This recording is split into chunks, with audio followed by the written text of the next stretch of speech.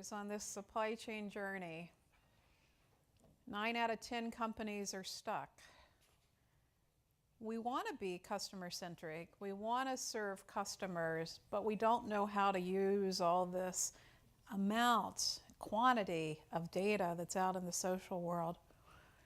I asked my good friend Jeremiah Owyang, and Jeremiah, if you don't mind to come to the stage.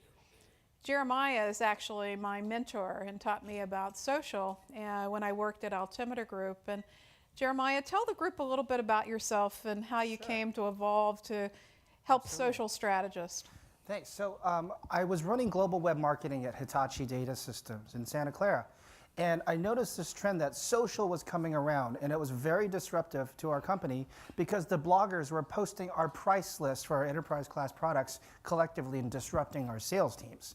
And I said, oh my God, that's it. And I ran to it as fast as I can. And I saw the rise of social networks like Friendster, Facebook, Twitter, and beyond, and lots of new ones that we're going to talk about today. So social has been part of my career.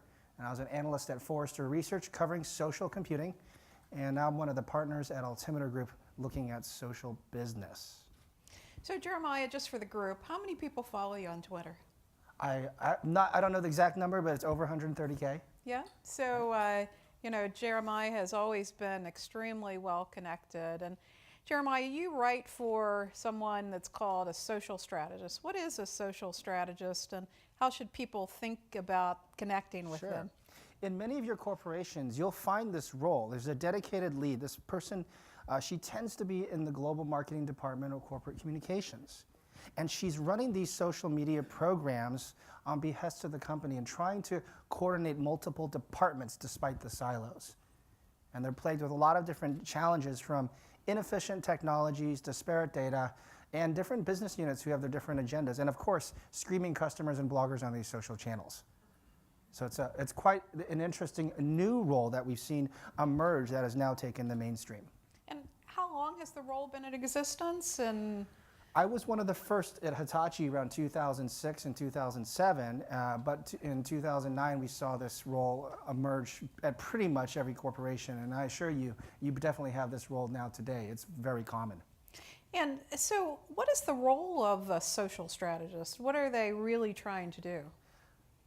Really, so she doesn't fall into what I call is social media sanitation.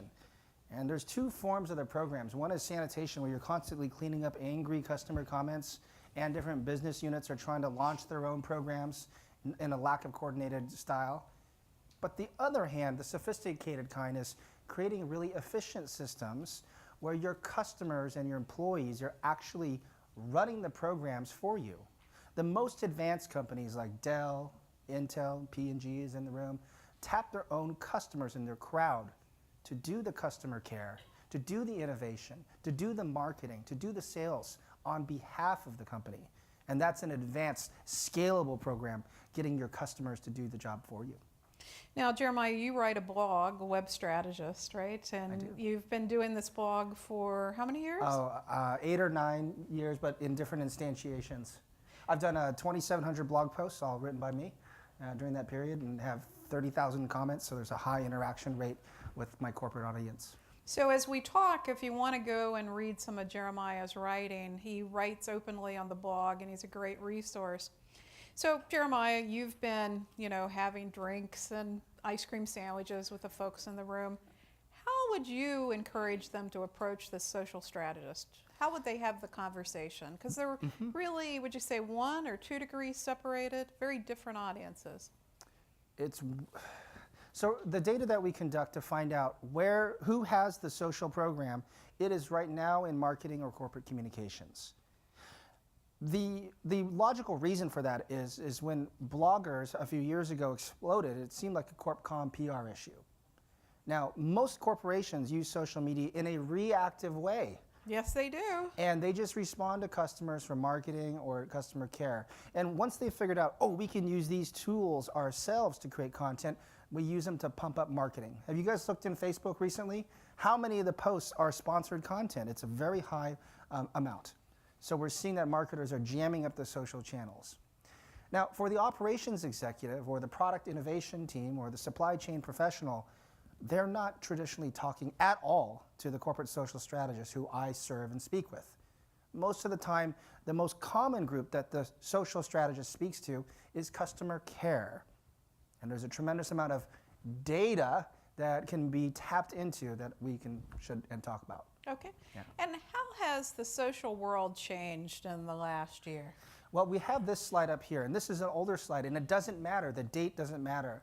Look at the graph of the amount of unstructured, unvetted, distributed data. These are tweets per day, and it's much higher now. You can find a number of these out there. But in almost all of the charts that we see, they're all up and to the right when it comes to the amount of social data being created. Heck, our bodies are even creating this data now with wearable devices, and I have Google Glass at home, I can use that. But we're just emitting data now as we walk around the world, and it's emerging on social channels. So the thing is, there's a lot of information. It is unstructured. A lot of it's disparate in different programs. There's lots of companies trying to aggregate and analyze it, but it's still very early. So who does it well? And then what have you seen in the evolution of the use of the data that might interest this audience? Well, let's go to the next slide. I wouldn't say this is the most advanced, but it's a form of maturity that we're seeing. We're seeing companies like NetBase, disclosure, they're a client of our firm, that conducts sentiment analysis about different brands or topics or industries or anything.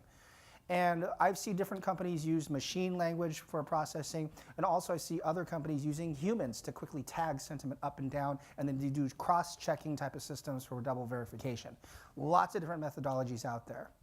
But in the case of this one, and they're not always grouped and lumped so tightly in the upper right love category in this one. This is a sentiment ranking. You don't want to be on the bottom side, basically. Passion is on the right. Right, love and hate, and forms of like and dislike. I would argue that the company in the center, whichever one that is, Godiva? I think it's Hershey's, right in the middle, in a neutral spot, perhaps is in the worst spot because they don't have anything to build off. Although the size of the bubble in this case indicates the amount of discussion, and then the sentiment determines its position. The intensity. So The intensity. But what's important from this, and this is just one chart, is that this data can help operations and product executives understand what the market overall thinks about what the products are, and to help sense that in advance.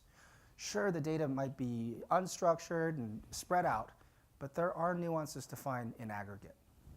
Now, who uses this data well? Right now, it's mainly marketing research and marketing intelligence professionals. This really doesn't leave the marketing department. Maybe they have a quarterly meeting with product innovation, maybe. Customer care also has this data in their CRM systems, and sometimes those databases aren't even matched.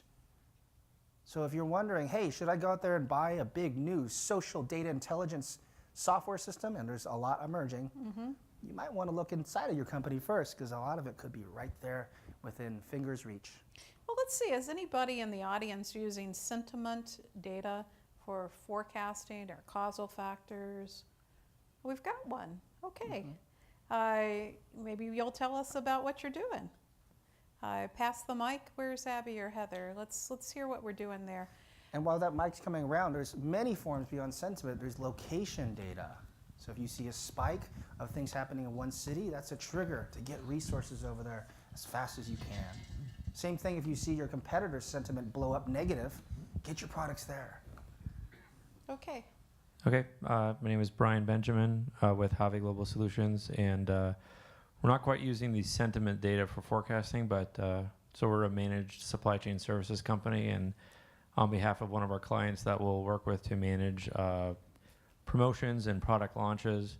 One of the things we look at in conjunction with planning for a product launch is the social media sentiment coming back in to help with the post-promotion analysis. And so it's more of a backward-looking thing. But I think as you know, as that the next logical progression is then to once we can evaluate what is the correlation, or what is the what's the correlation between the sentiment and the demand. Is evaluating whether or not it ought to be incorporated as a causal factor in our models or not. So but first step is there. So. That's great. Well, and you're working with probably a very large company that really cares about promotions, and Yes. and how often do you look at sentiment? We'll do it again in conjunction with evaluating the promotion performance as a whole. So usually a little bit more frequently right at the promotion launch, and then more periodically as the launch tails off from a standpoint of. And again, we're looking at that in conjunction with other things. We talked about weather a bit. That's another one of the things we're looking at. So again, not everything that has a correlation needs to be incorporated into the forecasting model, but I think it's definitely good, like you said, to see everything in the same place. And so that's one of those things where once we're looking at the promotional performance as a whole, we want to look at that piece of it and see. And in some cases, it's very, very effective as a kind of explaining what happened to the launch is what are people saying about it. And I'm curious, how much quicker can you read the launch with the use of sentiment?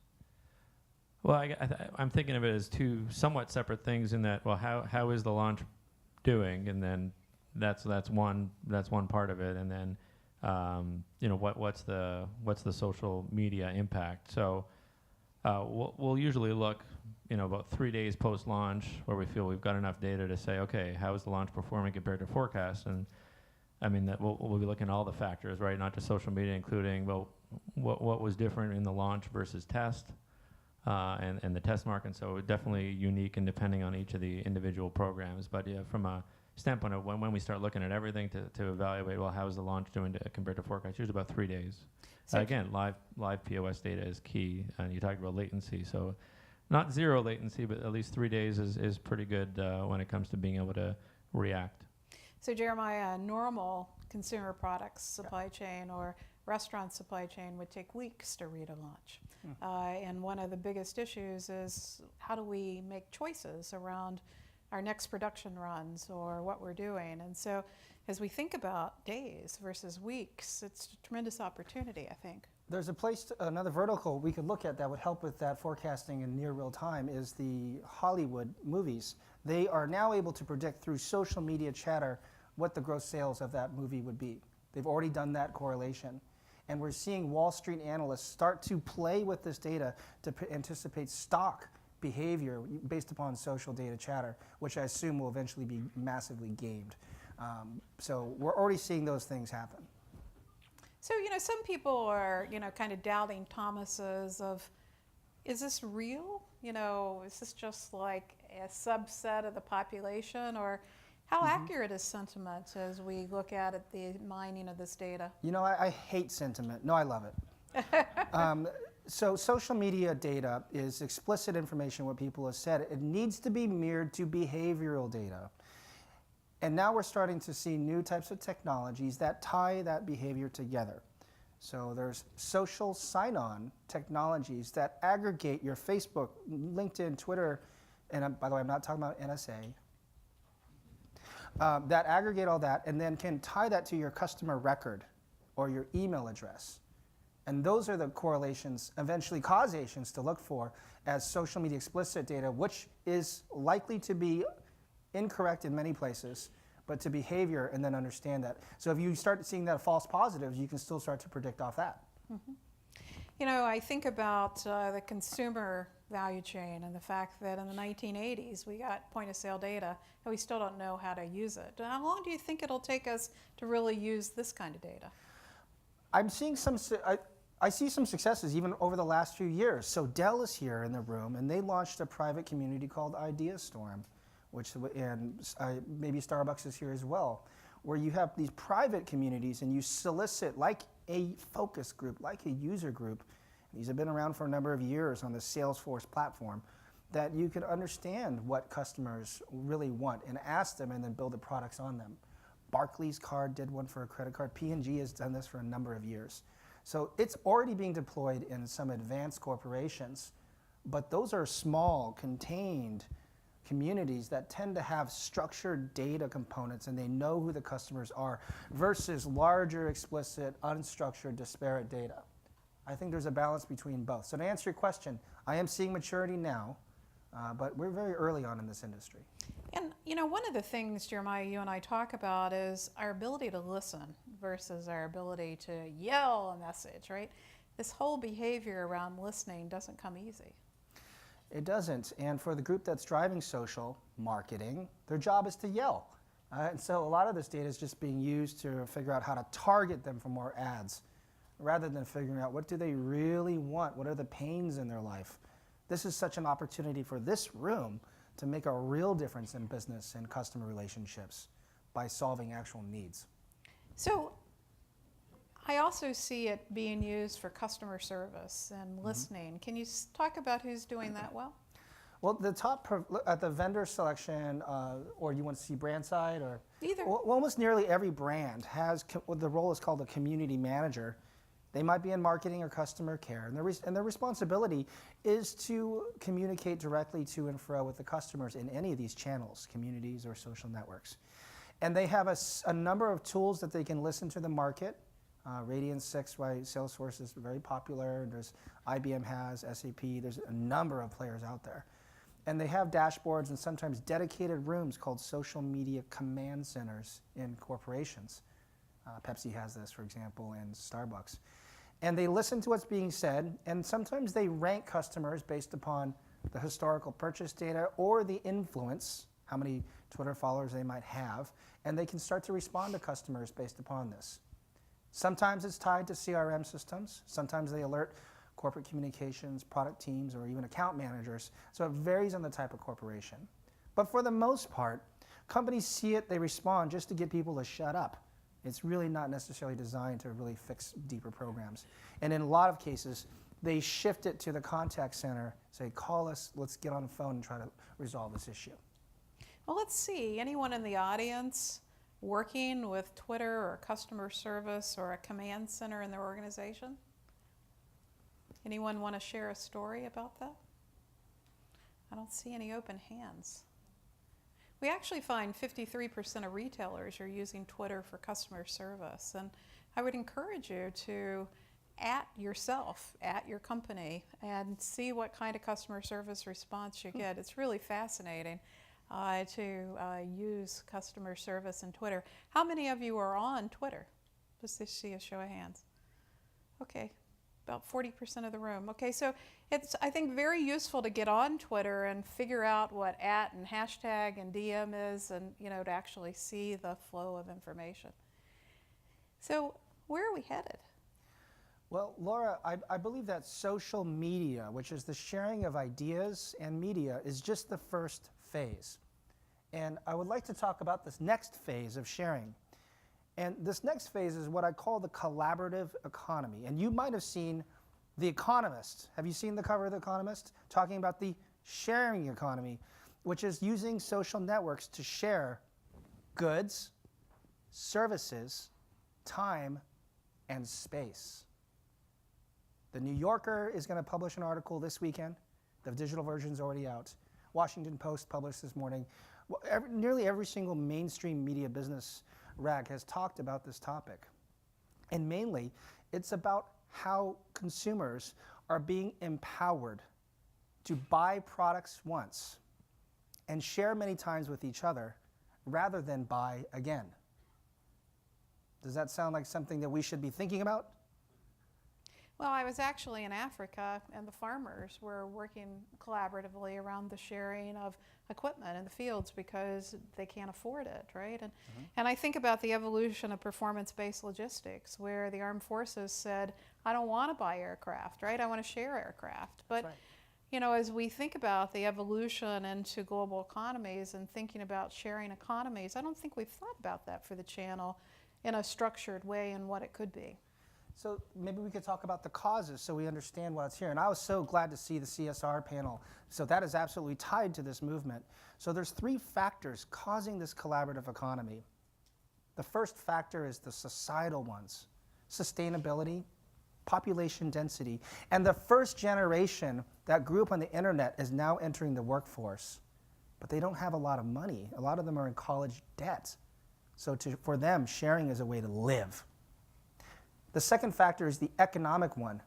When I was born, there was 4 billion people on this planet. When I'm in my 70s, there will be 9 billion. That doesn't even factor in the ASU's doctors 3D printing. I know, yeah. There could be 10 billion people on this planet, or 11 billion, if that comes to life by the time I'm in my 70s. So the second thing about the economic part is people during the recession had to make money or they're going to be foreclosed. So they started to rent out their homes using websites like Airbnb. Have you guys heard of Airbnb? Show of hands. Okay, most of the room. And it's where people are starting to behave like hotels. And for the P&Gs in the world, that's a new source of revenue because people are starting to use more stuff at their homes rather than a hotel. And the third reason for this to happen is technology makes it so dang easy. Social networks have a reputation system, and mobile apps make it so easy to use. Oh, yeah. And so where are we headed? I mean, what's this definition of collaborative economy, and where do you think we're going? The collaborative economy is this sharing of goods and services. But what it means to business, and my focus is on helping corporations, is that this is a new economic model of shared ownership and shared access. And when Laura talked about the, what was it, performance-based logistics? Performance-based logistics. Where you have access to products rather than buying or owning them. That is a new business model we're seeing arise. Now, who's involved? Startups, people, and corporations will all be part of this model. And I believe in the future, as the crowds are starting to become like companies, that's what we're seeing. And we have a few examples to show you. They're even doing logistics and shipping and storing amongst themselves. That the only way to respond, just like companies have joined social, is for companies to collaborate with the crowd in every single business function. And I believe the end result is a crowd-based company where our customers are doing some of the work with us. Well, you know, if we think about Tupperware, or we think about Avon, or we think about, you know, what happened with Amway, right? All of those were different channel models that, you know, the channel changed because inventory was shipped and distributed differently. That's right. You know, and the crowd was doing the marketing and the sales, which is an early example of social marketing without Facebook. Right, right. So where is it happening?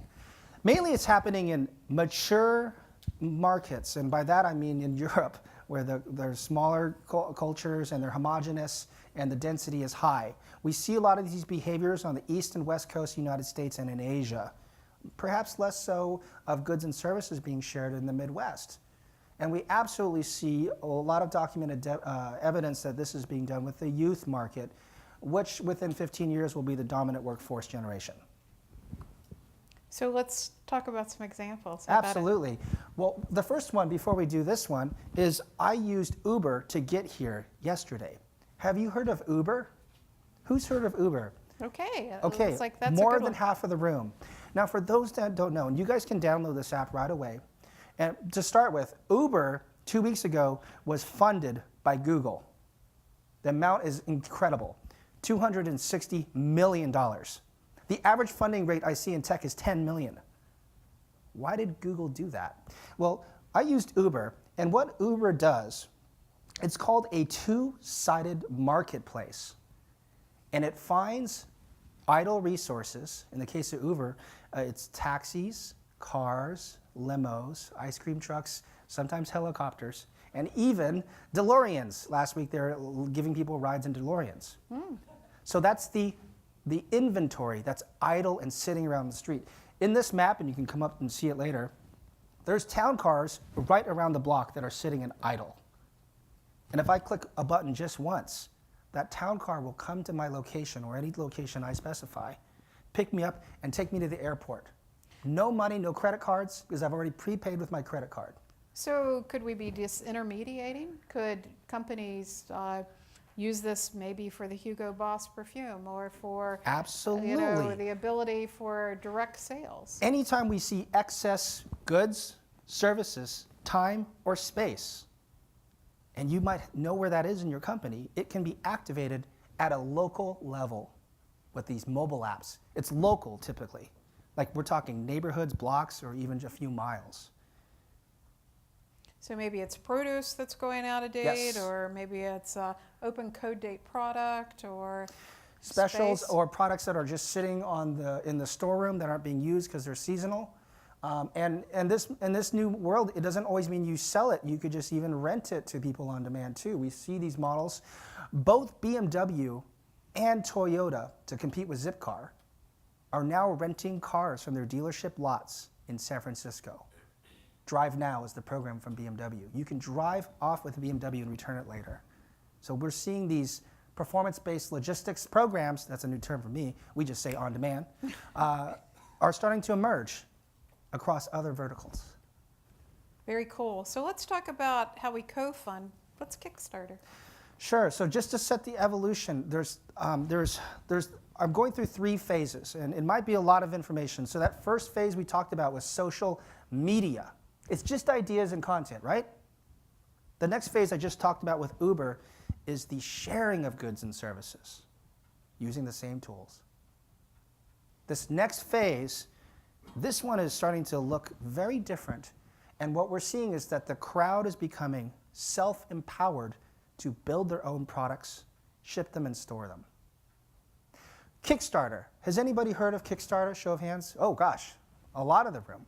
So Kickstarter is a crowd-based funding platform for new products. And if you like your product, you can throw some money in it, and it can start to be built by a small team. Very cool. And so this is a watch, or what else? Yeah, this is a digital watch. This one is called the Pebble. One of my colleagues has this, and it syncs via Bluetooth with your iPhone, so you can start to get messages here or check the time. It's like an extension, another screen which you can use.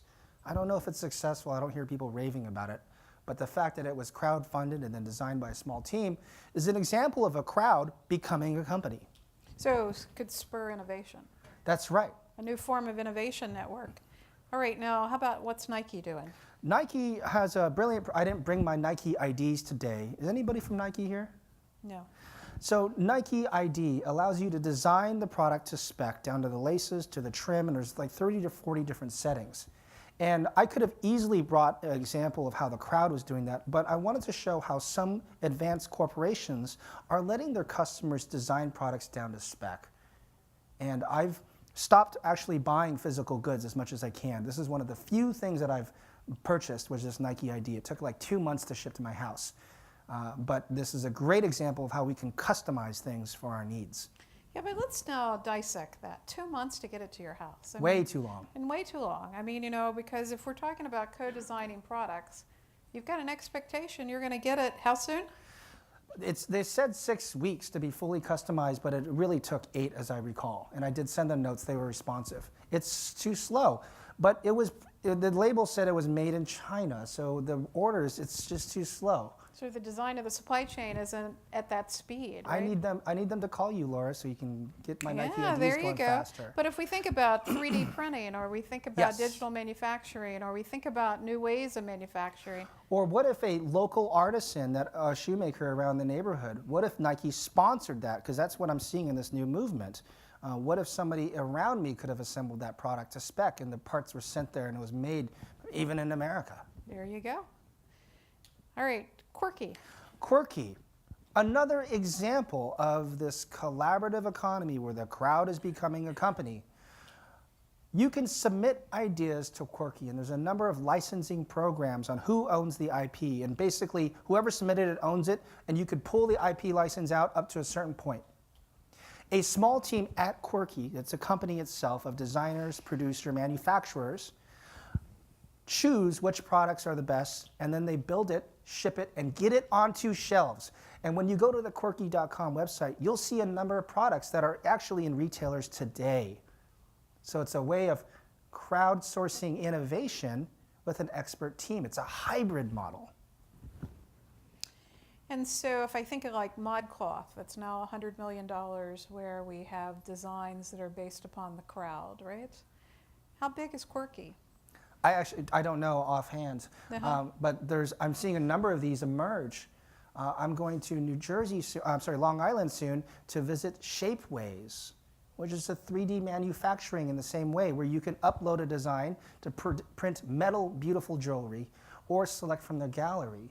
So I'm seeing this model emerge in many ways, but we don't have full adoption rates at this time. So it's a supply chain that I can put my ideas and be able to get it local. And print on demand and custom. So it's mass personalization at scale.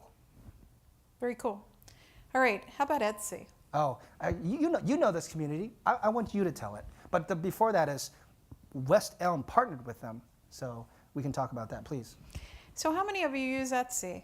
Yeah, okay, so it's for home artisans that allow you to place orders, and you know, it's a community of home artisans. So I'm a quilter and I've got a lot of friends that are, you know, into stained glass, and so it allows you to get, you know, craftsmen to work together in a community in a very collaborative way.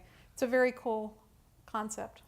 I've been the beneficiary of being the recipient of her fine womanship for my baby daughter. Thank you for the nice gifts. Yeah, no problem. It's a lot of fun, but Etsy's a really cool idea. So it's an example of these marketplaces, and we're seeing West Elm partner with them and resell local artisan products in their retail stores.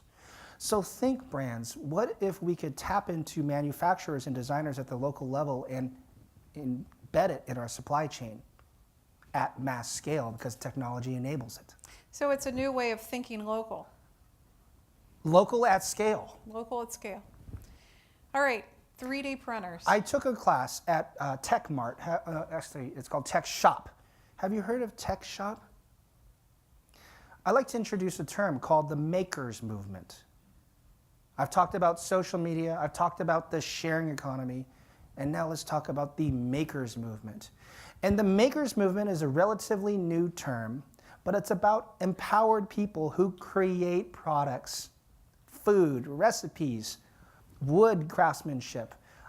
For my anniversary with my wife, we collect elephants from around the world, and we're on our 8th anniversary, so it's bronze. So I went to a maker community called Custom Made, who partnered with Ford, by the way. And I said, hey makers, I'd like you to create some bronze elephants that I can put on my mantle that represent the love of our family.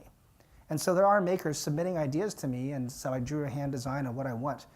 And they're gonna make it, and they're gonna be in a local community, custom made. Now, I took a class to understand 3D printing, and what I found was, this was at the Tech Shop, and tech shops are in Chicago, San Francisco, and I think in New York. It's an educational location to teach people how to become makers. 3D printers, metalworking, wood, computers, electronics, and beyond. And so I took a class to understand how to do 3D printing.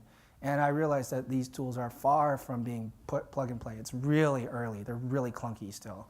But they're starting to print plastic. And if we could click to the next slide, this one is interesting. They're starting to print wood. Now, these are wood fibers from leftover sawdust that are mixed with cellulose material so they bind. So that means that furniture will be printed at scale, personalized at scale. That's what this means, personalized at scale. But because 3D printers will start to merge in local, personalized at scale in local. That's the big change. And we have to start thinking differently that people want things fast, now, around me, and it's built for me. And that is probably opposite of how companies are set up today. That's right, because we have long cycles with lots of waste and lots of inventory. So in the discrete manufacturing world, you know, we believe that we have to put it in a warehouse, or we have to, you know, really have these long lead times, right? We've never been able to really crack at scale with short cycles in a customized way. That's right. And I'd also add that if a corporation does not get in front of these trends now, I firmly believe that your next competitor will be your customer. If you don't get ahead of these trends now, your customer will be your competitor. Because I showed you all these examples, they're doing it themselves. And that's the next phase. Well, and we actually have a panel tomorrow. We have a gentleman by the name of Mitch Free who's done a lot of work in China, right? And you know, as we look at the evolution of global economies and the adoption of these technologies, it'll be very interesting to see what he has to say as well. So when you think about this, you know, where are we headed? The people formerly known as our customers. Why do I say that? Because they're not customers, they're not consumers now. I call them the empowered. They're empowered to get media empowered to create designs, empowered to get funded, empowered to design or find designers or develop or produce. And it means the people themselves, the crowd, is becoming like a company. But Jeremiah, how can we use that if we're inside out and we can't listen? And then the next model, the next slide, let's talk about making it outside in. So the way to make this happen is to make the crowd part of your company. And I believe the next phase is crowd companies, where we collaborate with them. So this is a startup that's related to outside in. This is called Lockitron. And Lockitron is a electronic lock that you can open with an app if you've been given the right security opportunities. And what it does is turns anywhere in the world into a storage location. The trunk of your car, the garage in your house, the desk at your work. Andy Rubin, former CSO of Walmart, introduced the term to me called forward deployment. Laura, what's forward deployment? Well, it's been in logistics for a long time. We're anticipating where inventory is going to be needed, and we're sending it to the right location in anticipation. Yeah. With this consumer technology, it means that the crowd can become your warehouse. And consumers can walk up to those locations forward deployed and potentially access it on demand through your payment systems. So my garage could be Marty's warehouse. It's possible, and especially if we can identify, like during the 4th of July, people need barbecue equipment and coolers and things related to that. What if those were forward deployed into neighborhoods, things like phone booths or mailbox that may not be used as much today? Those are opportunities for that forward deployment using tools like Lockitron. Okay, anybody using Lockitron? I don't see any hands yet. Okay. All right, where next? This is fun. So we're going through every single department being crowdsourced. I see heads nodding this way and this way. So I'm sure we'll have a fun discussion. Let's go to the next one. What if the crowd actually delivered your products? There's a rash of startups like Postmates or Deliv.co. And my sister, I just found out, is using Instabag or something like that, where the crowd can now deliver products from retailers that have agreed to this within 60 minutes within a local area. And if you recall, Walmart CEO said that that was something that they might look at for crowd delivery, which, if you look carefully, means this is a direct threat to Amazon. Since then, Amazon has jumped in, eBay and Walmart and Google Shopping Express has emerged. All of those are being deployed in the Silicon Valley area where I live. So there's a battle right now for this delivery. Does this sound familiar? Webvan, Cosmo, I've seen this before 12 years ago. But the difference is now that this is peer-to-peer delivery, and it means your operating costs are low and your cap is low, capital expenditure is low, because these are people that are in the crowd. You don't have a warehouse. They go and fetch it and deliver it. Amazon, on the other hand, has a global fulfillment center, in Seattle and Portland, versus these models are about local retailers partnering with these startups and the crowd. So if you have a retail location, could you tap the crowd to do delivery for you to compete with Amazon? It's quite possible. So if we think about disintermediation of manufacturers or test and learn strategies to test and learn in vitro about the market, tremendous opportunities here. Yes. This is the last example. Anybody from Seattle? Nobody from Seattle. I met Joe Justice, who is the founder, and I put that in quotes because he hates it when I say that. At the Aspen Institute, we were at a roundtable talking about the future of business. And he was brought to the roundtable along with some great minds from MIT and a lot of PhDs. But he is somebody who is amazing. So he built a company using the principles of a wiki, where everybody can add into it and extract from it and modify it. And he doesn't like to be called a CEO or leader. He just wants to help be a catalyst. Now, his company is called Wikispeed. And what they decided to do is enter a competition for the future of cars. And they competed with companies like Tesla and a number of other ones. And they decided that they built a prototype and it was starting to work well, but they needed funding. So they crowdfunded this project. And then after that, they started to crowdsource the designs for this vehicle. But there was a small group that decided what the specs were. His team determined the specs, what the API should look like. Now, after the parts were designed in CAD programs and Autodesk, they were 3D printed from different locations around the globe and shipped into Seattle to his garage. And every Thursday, they assemble the cars and they make the carbon fiber in his garage. So it's crowdsourced, crowd-shipped, crowd-produced and printed and assembled.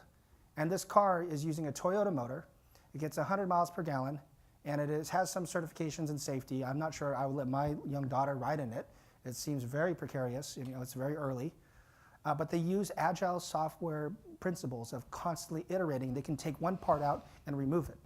If you can make this chassis interchangeable, so it can be a sports car one day, and the next day they could put a truck chassis on top and change it out very fast. It's component based. So what does this mean?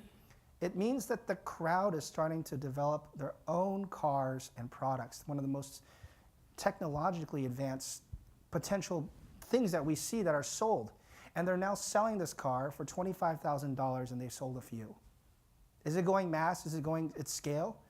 Not yet, but what if those principles were applied to every manufacturer? Yeah, I mean, if we think about wikis and we think about causes, whether it's oncology or gluten-free or, better wash, right?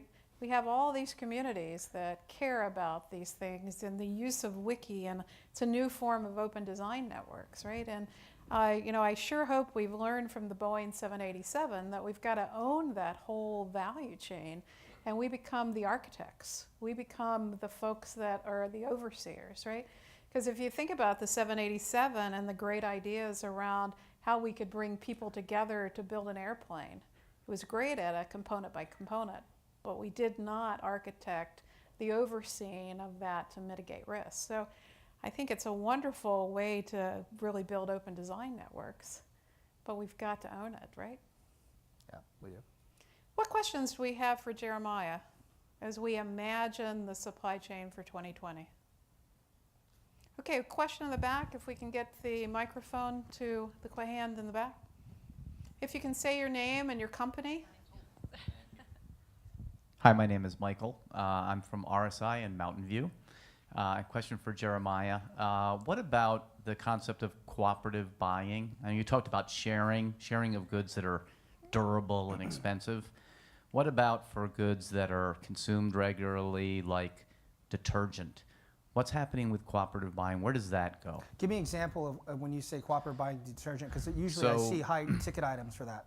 Yeah, exactly. So I've got 10,000 people in my neighborhood. We want to buy 2 months worth of laundry detergent, or something that's more consumable, less high-end aspirational. Any thoughts in that area? We're seeing a number of models emerge, some in the group, some in the single side.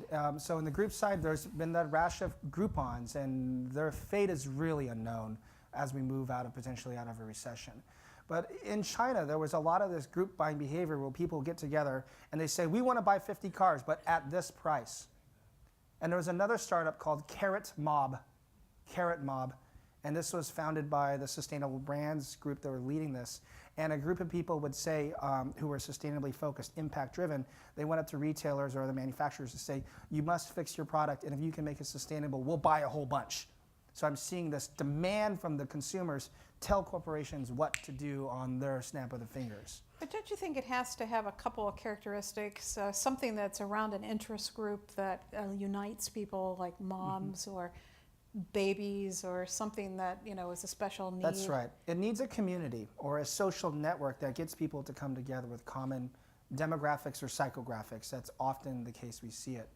But there's another model that I do want to share, and for the consumer product goods and packaged goods, of subscription-based is starting to rear its head.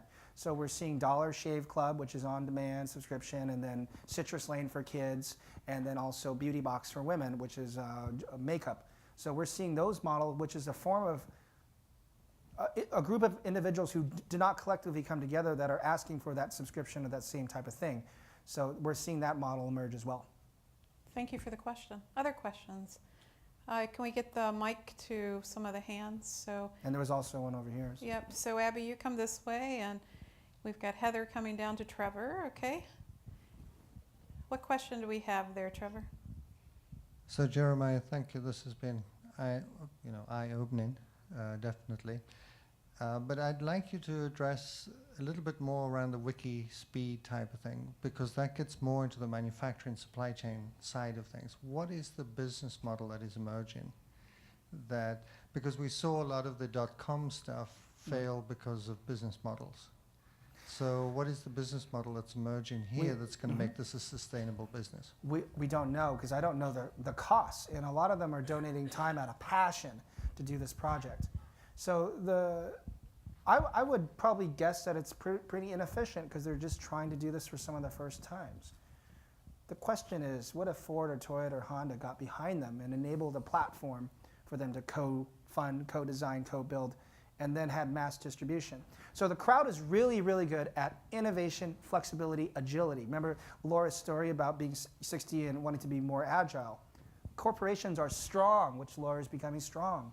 They have massive distribution, quality, and a brand that it has consistency.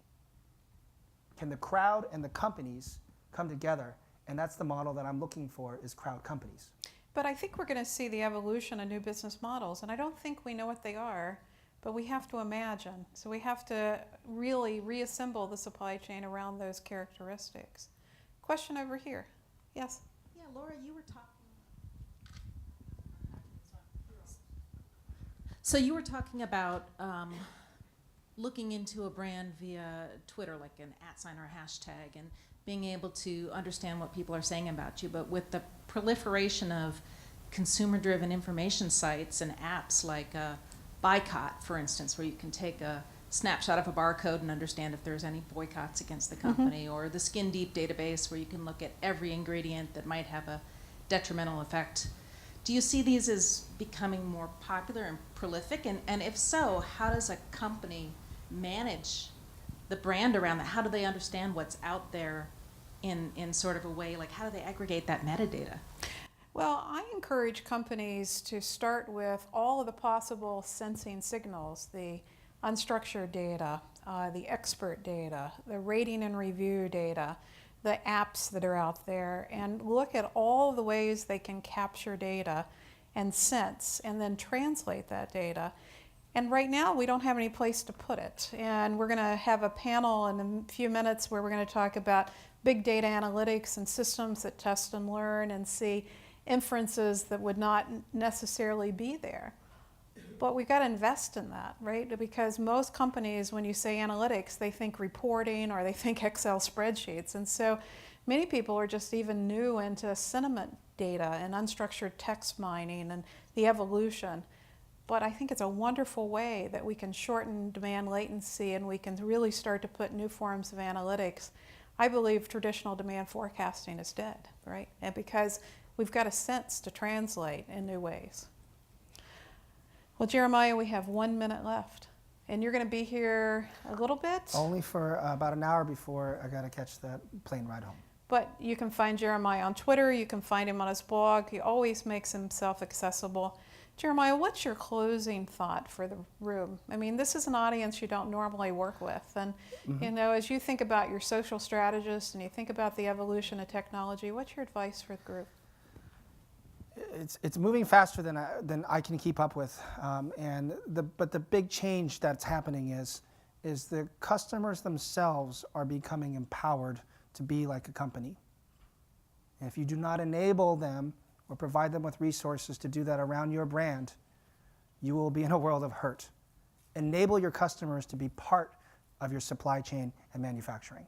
And you know, I've seen where companies win, where they define new business models around power shifts in the value chain. So as we think about the shift of power to the user and we think about the redesign of the channel, I think we have a great new set of opportunities for this guy who's stuck on the supply chain. Thank you very much, Jeremiah. Thank you.